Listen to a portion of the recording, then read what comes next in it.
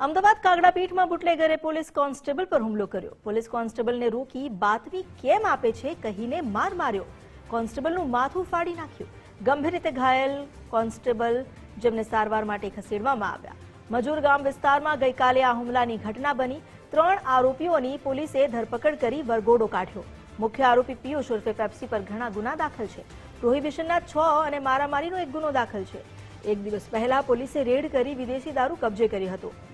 આરોપીને શંકા જતા જયવર્ધન એ જ બાતમી આપી હતી તે બાતમી આપનારને રોકી હુમલો કરી તેનું માથું ફોડી નાખ્યું।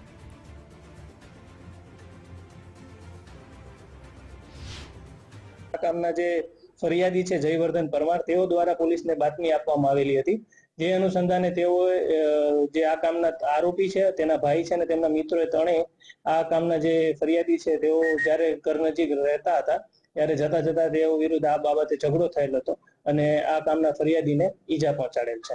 આ કામના જે 3 આરોપી છે તેઓ વિરુદ્ધ ગુનાહિત ઇતિહાસ પણ છે, જેમાં જે મુખ્ય આરોપી છે પિયુષ ઉર્ફે પેપ્સી તેના વિરુદ્ધ આ અગાઉ પણ 6 પ્રોહિબિશનના ગુના અને એક મારામારીનો ગુનો દાખલ કરવામાં આવેલ છે તથા ભાવેશ રાઠોડ વિરુદ્ધ પણ એક પ્રોહિબિશનનો ગુનો દાખલ કરવામાં આવેલ છે।